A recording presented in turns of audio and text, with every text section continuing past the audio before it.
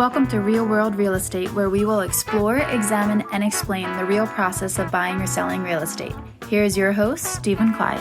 Hi, everybody. Stephen Clyde here, your host of Real World Real Estate with RE/MAX Preferred and RE/MAX at Cherry Hill. Today, we're going to do a quick episode, and we're just going to talk about the market a little bit, frustrations of buyers out there, and the elation of sellers out there. And just go over some market stats, let you know how things are adjusting or changing since the last time we gave you an update. We're going to go in real quick, and we're still in a serious inventory crunch. Saturday night, I was actually playing dominoes with a very dear friend who was commenting that, she thought the inventory problem was over because so many listings she was seeing hitting realtor.com in her area. And she's right. The listing inventory has leveled out and increased over where it was several months ago when we were in the midst of the lockdown and everything. But the problem is there's so much buyer demand right now that even the increase in the inventory coming isn't solving the problem at all for us. The new inventory coming on the market because of the large buyer demand out there isn't solving our inventory crisis right now. We're actually inventories have balanced out, so we're on par to where we were this time last year. If we compare September 2019 to September 2020 right now. So last year in all of South Jersey, Mercer County South, all the way through Salem County, we had 2,862 homes hit the market in September of 2019. Now, in September of 2020, we had 2,995. So we did have a very, very slight increase in the inventory, right? So that should sound like it's a good thing. It's going to soften things up a little bit. But the problem is buyer activity has increased by almost 13%. So the buyer activity and the sales are still well outpacing the inventory. We're also seeing a huge tick up in the median sales price. In September of 2019, South Jersey's median sales price was $197,000. In September of 2020, that number had increased to $237,350. So, the price has gone up, but the activity has gone up. So last year we sold 2,313 homes out of the 2,862 that were listed. So that's right around 80% of everything listed went under contract, which is great. It's actually 80.81. The downside is, although we had that 100-unit increase in inventory year over year, we also saw, though, a 346-unit increase in sales. So sales went up by 12%. Inventory didn't come anywhere near that. So the inventory is disappearing faster than we can backfill it. And there's no change to this in sight. You've listened to some episodes where we've talked to agents in the Carolinas, in Virginia, in Canada, and everyone is experiencing the exact same phenomenon. This isn't a South Jersey thing. This isn't a Camden thing. This isn't your local market. This is a worldwide phenomenon right now. And if you listen to the economists, not necessarily the talking heads on CNBC or any of the news channels that are trying to get headlines, if you actually read the economic reports out there, there's no end in sight. We actually see this going on for another 2 to 3 years. Maybe not quite to the extreme we're in right now, but we are going to see an excessive inventory shortage for the foreseeable future. Like I said, 2 to 3 years out. And this is due to an increase in population, buyers coming of age, and we can't create new inventory fast enough. And when I'm talking about new inventory, I mean the builders and the developers can't create any new neighborhoods or homes fast enough to keep up with the 15% increase in population. So until that balances out, on the resale side, we're going to continue to see this shortage. Now, as a buyer right now, you're in a very tough spot, and depending on what market you're in, some markets are insane. Some are just tough, but no matter where you are, it is frustrating for a buyer. You need to make sure that you absolutely have all of your ducks in a row all your I's dotted and your T's crossed, and you are ready to pull the trigger. We are seeing when I'm taking buyers out where we literally have to get in line on the sidewalk. This isn't something you just saw on the news that happened in one place. This is an ongoing issue where there's a dozen of us waiting to go into the house. The other thing is you can't wait to go look at a house. If you see a house come up online or your agent sends you a new listing that matches your want list, then you need to go out immediately and look at it. You can't wait. I'll give you an example. Last week, we were actually going down to the Jersey Shore in Ocean City to look at homes with a client. We had 8 appointments booked on Thursday to go 9 o'clock on Saturday morning. By the time 8:30 Saturday morning came around and we were supposed to go out and look at our 8 houses, 5 of them were already gone and under contract. So out of 8, we had 3 to look at. Of the 3, we had interest in 2, and of the 2 that we're looking at, they're both in bidding wars with multiple offers already. Houses are going in hours, not days. So you need to be ready.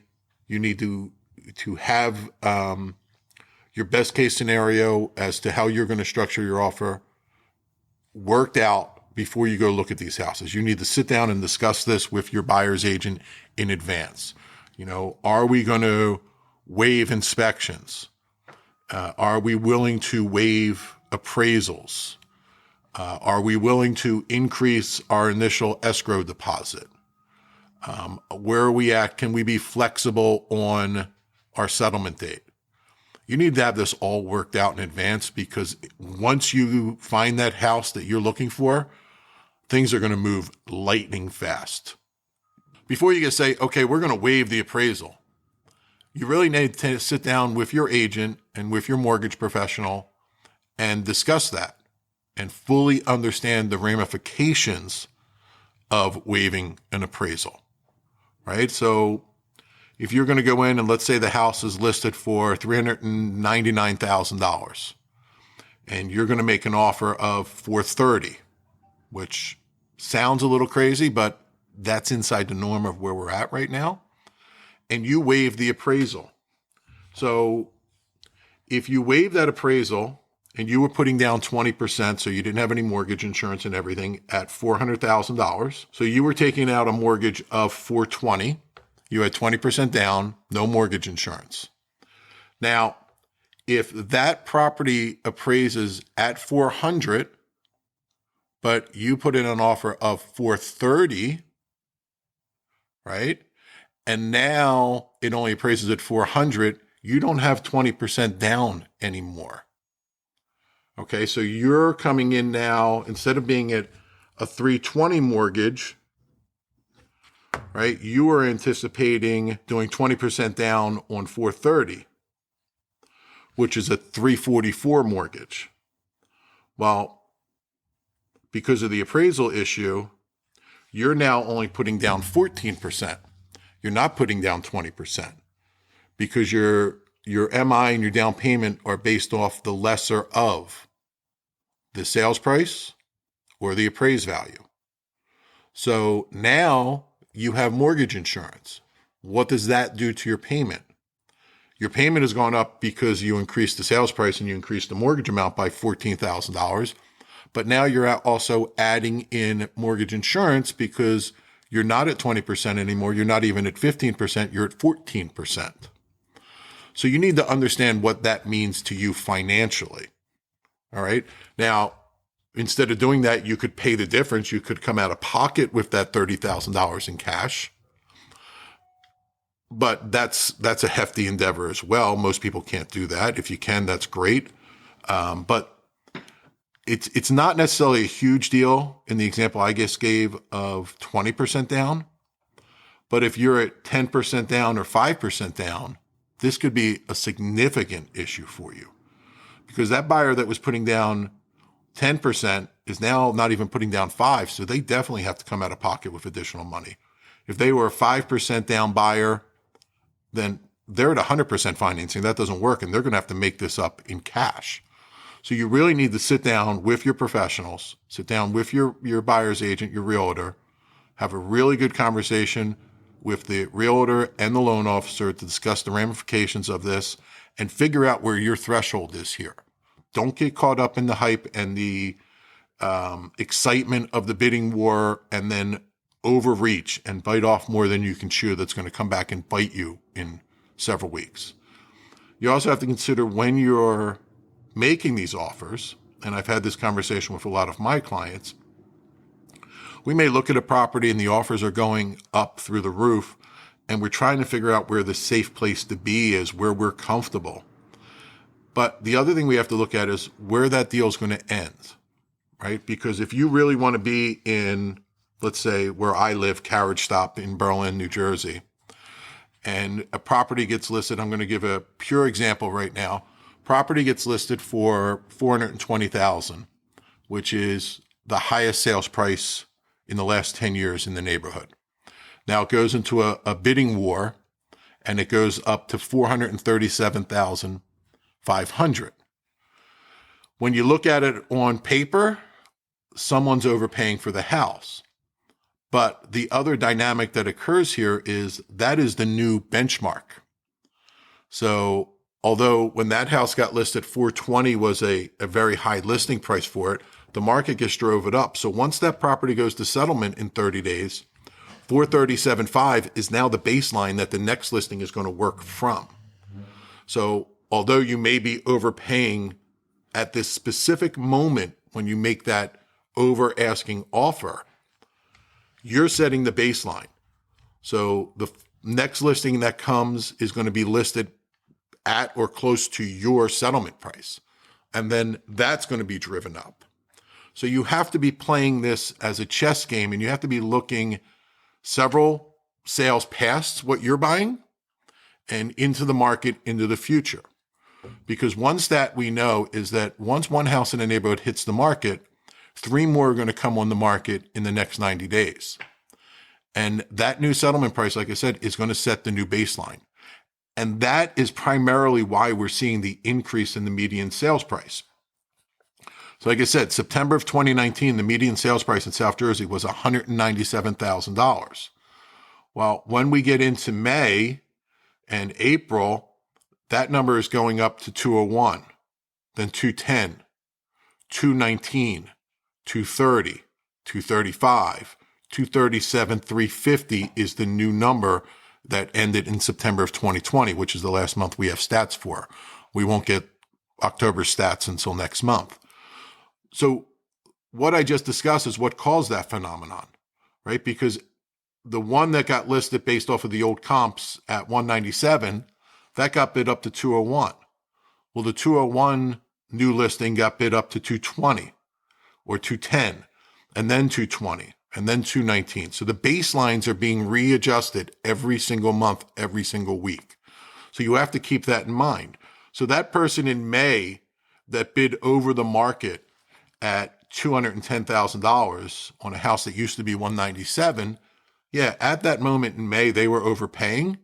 But if you look at where the market is now, they underpaid by $27,000.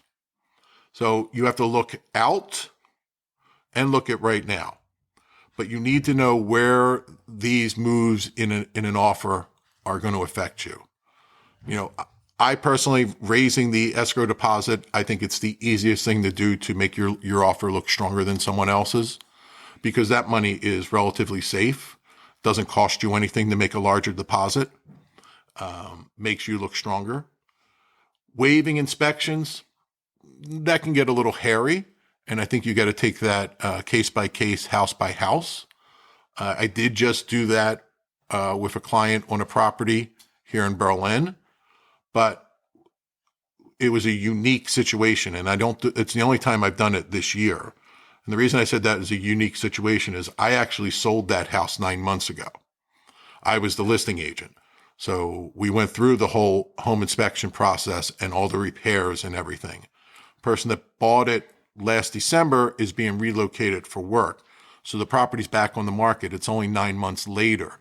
I was able to go back in, pull out my previous home inspection report, pull out the repairs, show it to my buyer, and then we were able to go through the house and look to see that there was nothing else major there. So we had a comfort level with removing the inspection clause. That's very rarely the case. All right. So you really need to be sure if you're going to start playing with your inspection clauses. One thing to do is maybe limit your inspections. So our contract is for any defect. What I'm seeing a lot of buyers do is limit it, saying, okay, we're going to inspect the property, but we're only inspecting for the structural systems, the roof, and the heater, air conditioning, plumbing, and electrical work. We're only looking at the major systems and the structural items. We're not looking at cosmetic things, or the drawer doesn't close properly, or a door doesn't close the correct way, or there's a ding or a crack in the drywall. We're passing all that. And as long as the major systems are okay, we're okay. They're also limiting it where, a lot of times you can say, well, the hot water heater is past the expected lifespan, right? It's only good for 8 to 12 years, and this one's 15 years old. So in a normal home inspection, we may ask for that to be repaired or replaced. A lot of buyers now are adding language in that age upon itself does not create a defect. So that's a safe way to go. But be very careful in removing those inspections. Also, look at the settlement date. I found this has been very, very good for us in structuring offers for our buyers, is we're making the settlement date at the seller's discretion. We've had a couple where we've allowed the seller to stay for 30 days after settlement while they find a new house. Or we've extended settlement out longer, right, to accommodate the sellers. We're doing one right now where I'm on the selling side, and the buyer has granted us a rent back for 60 days after settlement so that my buyers can secure their future housing. That was worth more to my client than a higher sales price, right? Because now they don't feel like there's a gun to their head and they have to buy something right now because this is going to settlement in 30 days. We're going to settlement the end of November, and then my buyers have the option of staying in the house until the end of January. This is good for everybody. The buyer gets to lock in the interest rate so they don't have any market risk or exposure. And the seller has the flexibility to now find a place that fits their needs and not be backed up against the wall in doing so. So be creative, be aggressive, but make sure you consult and you talk it through with your professionals. The other thing is, the market is it's crazy right now, and we all know that. So be patient. Don't get frustrated. Stay positive. The right house is out there, and it's going to click when the time is right. You may have to go through this several times, and it may take a lot of effort, but you will find the right house. All of our clients have. Some have done it on their second home. Some have done it on the first home. And, some were on our 10th offer before we secure the house. But it will come. But again, going right back to the beginning, make sure your ducks are in a row. Make sure your I's are dotted, your T's are crossed. Sit down with your mortgage professional and get fully approved, right? In other words, make yourself stronger. Make sure they've gone through your tax returns and your W-2s, and they've done your employment verification and your income verification, and you've got a good, solid pre-approval in hand. Make sure you're working with a bank that the agents in your market like, respect, and trust, right? Because who you're getting your mortgage from may dictate if you get the house or not, right? Everybody's looking at a stack of offers, and in a lot of cases, they're all relatively close to each other, and it's minor differences. But if a listing agent has had bad experience with Quicken Loans or Bank of America or Wells Fargo or whoever it may be, and they really like working with this other bank, the person that has the bank they like very well may get the deal, even if they're not bidding as high as you, because of a comfort level that they explain out to their sellers when they review everything, right? So who you use means a lot. Using an agent that, is a full-time agent. I've talked about this 18 episodes ago. But working with a full-time agent is very important, right? They have relationships with the other agents in the marketplace. They can respond to things quickly because they don't have another job. They're not teaching during the day or a nurse or whatever. And there's nothing wrong with part-time agents, but when we get into markets like this, you have one arm tied behind your back in that case, right? Because a lot of times it's relationship as well, right? How many deals has your agent done with the listing agent? What kind of relationship do they have? Do they cringe when your agent submits an offer, or are they welcoming it and say, great, that's awesome? So you need to do a lot of research on who you're going to work with. Just don't call Aunt Susie's nephew who just got their real estate license. Do a lot of research into your market, right? If you're buying into Richmond, Virginia, and Ryan Sanford is the number one agent in Richmond, well, you might want to talk to Ryan, or any market, right? There are top producing agents, and then there's everybody else. You're in a better position with the top producing agents. All right. So make sure you do your research on the professional that you're hiring, on the bank that you're going to go with. Just don't pick somebody random. Again, Uncle Joey's cousin's son is a loan officer with XYZ bank that no one's ever heard of before. That may not help you out at all. So when you're talking to that agent, that full-time agent, talk to them about lenders. Who's the best lender in the area? Who does everybody like? Who's going to give you the best advantage going into this bidding war, right? All of these things make a difference. Sometimes they shouldn't make a difference, but they do. When we're in a very, very competitive market like this, every little piece of your offer makes a difference, right? And it could be meaningless. I'm not a big fan of the letters and the photographs. I do know a lot of people do it.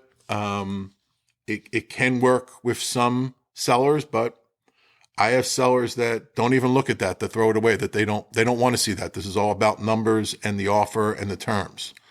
I have others that it does touch their heartstrings. And, if you're moving in with kids and they have kids, they like that. Or, maybe you guys went to the same school or came from the same town, or you have mutual friends on Facebook or whatever. Again, those things shouldn't come into play, but let's be real. Everyone's human, right? We're not machines. So even though things shouldn't have an impact on the terms and the structure of your offer, they do. So do your research, make sure your agent does their research, and have a lot of conversations with your agent and your loan officer. Again, make sure everything is in a row and you are ready to go. Have a game plan in place before you even go look at that house, because you're not going to have a lot of time to come up with a game plan after you look at that house. Another new phenomenon we're seeing is buyers trying to crush the bidding war before the bidding war even starts. So I'll give you an example. We listed a house a little over a month ago for $289,900, which was an aggressive list price on that home based off the comps.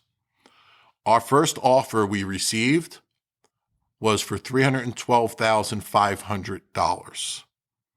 Okay, so, that was a huge step up over our asking price. That buyer just wanted to crush it. And one of the requirements of their offer was, once we accepted it, we had to stop all showings and all other offers were for backup only. They wanted to lock it down.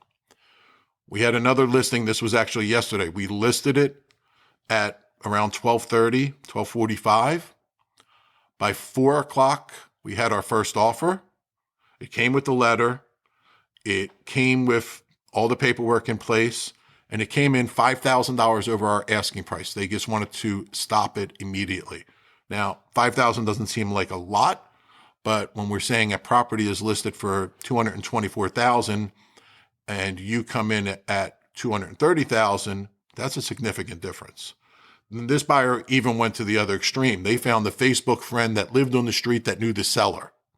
So there were Facebook messages going back and forth between the seller and the neighbor. and the neighbor was pretty much selling the buyer to the seller. They were pumping up how great these people were, how they've been friends for so long, they've known them, how, they were pitching and increasing the visibility of the buyer that was coming in. So this buyer was working it from every possible angle. We got the photograph, we got the letter, we got the strong offer, but that's something to consider. Going in just at ask right now, 3 months ago, that was a viable approach, but now that initial offer has to be significant, right? Just drop the hammer on the table and put it to bed. Make sure you're putting your best foot forward immediately, right? And you want to stop this before you're in competition with someone else. Because once you're in competition, you have no idea what the other side can put together or is willing to do. When I'm advising my clients, tell them, you got to come up with a number that if I told you you had to spend $1,000 more, you would walk away without any regrets that this is it. You don't want to put a number on the table where you've got another $5,000 or $10,000 that you're willing to move up, but you didn't want to put it on the table just in case, right? You didn't want to overbid the other offers. Well, you don't get another shot, right? This is a one-shot blind offer. If you held back even $1,000, that could be the difference, right? Another thing to consider is escalation clauses. This is becoming very, very common now. So an escalation clause is, I'm going to offer you $400,000 and I will beat any offer that you receive by $2,500 to a maximum of $440,000. So if they get a 410 offer, you're immediately paying $412,500. If they get a 420 offer, you're paying $422,500. $2,500 over any of the other offers, and then you set a cap on that. So that's an aggressive way to do it. That kind of keeps you from overbidding. We did that with a client last week where we actually went in at $430,000. Property was listed for $420,000. We went in at $430,000 with a $2,500 escalation up to $445,000. So it ended up that the highest offer was $435,000. We beat it by $2,500. So our final sales price was $437,500. So we were still $7,500 under our cap. We were $7,500 over our initial offer, but we kind of protected ourselves a little bit. That's one way to go. There are some agents that don't like escalation clauses. There are some sellers that don't like them because they think it's not an ethical way to go about this. They want to see the full offer up front.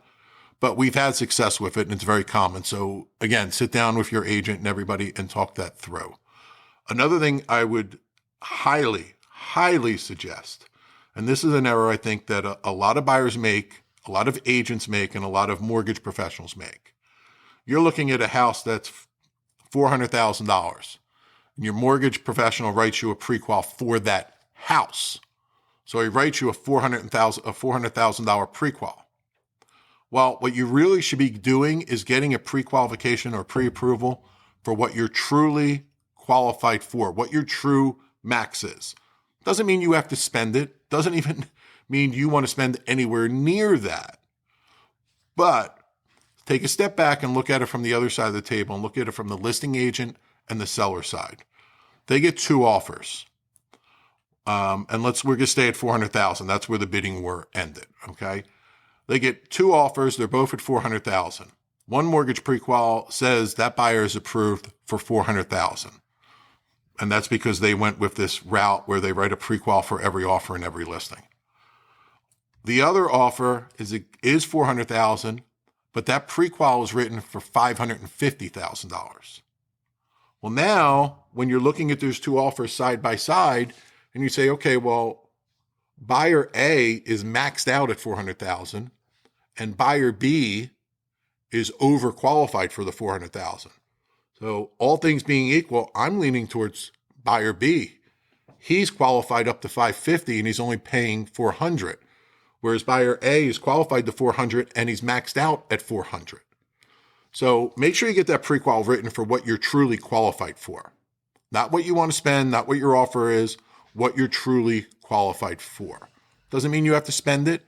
Doesn't mean the seller has any leverage to push you to that. But it shows that you are qualified to buy this house. You are their best buyer. All right? So every little thing helps. Don't skip any steps. Make sure you fully understand what waiving an appraisal means and how far you can go with that comfortably. Make sure your mortgage professional gives you that pre-approval for what you're truly approved for, not what you're looking at. Sit down and have in-depth conversations with your full-time real estate agent to discuss strategy and how you're going to proceed on these offers before you even go out and look. Because let's be real, you are not negotiating right now. You are competing. There is no negotiations. You're competing for a house. So that's the way you need to look at it now. You are in competition. There are anywhere from 2 and sometimes 20 other buyers you're in competition with. So you need to make sure that you look as strong as you possibly can in that competition, because you don't necessarily know how many people you're in competition with, and you definitely don't know who you're in competition with, right? So you're competing for a house. People aren't buying houses today. They are winning houses. They are winning houses because they are structuring their offers aggressively and properly, and they got all their ducks in a row. So keep that in mind. You're not buying, you're competing, and you're trying to win. You're not negotiating. Negotiations are gone. They don't exist, and they're probably not coming back for a few years. All right. So if you have any questions at all on anything I covered or anything on any of our podcasts, feel free to message us either on Facebook or Instagram, which is at Team Clyde Realtors. Feel free to email me, Stephen, STEPHEN, at teamclyde.com, and we'll answer those questions for you. If you're looking outside of the South Jersey marketplace, feel free again to message us at Team Clyde Realtors on Facebook and Instagram, or use the email address again, and we will connect you with that professional, top producing agent in the market you're looking for. We have a network around the globe that we work with in partnership with. So we can make sure you've got the right agent, the right lender, and you're in the best position possible to make your offers. So use us as a resource. You know, I may not cover Richmond, Virginia, but I know the number one agent there. I may not cover the Research Triangle in North Carolina, but I have a relationship with the number one agent. And that applies to Phoenix and Fort Lauderdale and Miami and Orlando, and anywhere else, Boston, anywhere else in the country. We have an ongoing relationship with the number one agent in that area, in that marketplace. And they have the right lenders in place and the right inspectors and everything else, and attorneys and all. So feel free to reach out to us. If you have any legal questions or anything, we'll put you in touch with the attorneys we work with. We've got great lenders we can put you in contact with as well. So use us as a resource. And it was great speaking to everybody again today. We've got some wonderful interviews coming up. We're going to be talking about the underwriting process of mortgages and processors and underwriters and pre-closers and closers and what all that means and who all these people are when you're going through the process. We'll be talking to a divorce and matrimonial law attorney so we can go through real estate and how it applies to relationships and maybe buying the house before you're married, or buying it with a friend, buying it with your fiance or your boyfriend, your girlfriend, whatever it may be, and what the ramifications are there. We'll be speaking with the top agent in the Boston market pretty soon, as well as out in Southern California and Los Angeles, San Diego market, up in San Francisco, Phoenix, Dallas, Fort Lauderdale, Lauderdale by the Sea, Boca. So we'll be covering all the U.S. markets, the major marketplaces in the coming episodes. And I look forward to presenting all that to you. I look forward to getting your questions and helping everybody out here. And stay safe, practice your social distancing. I hope everybody has a wonderful day and a great week.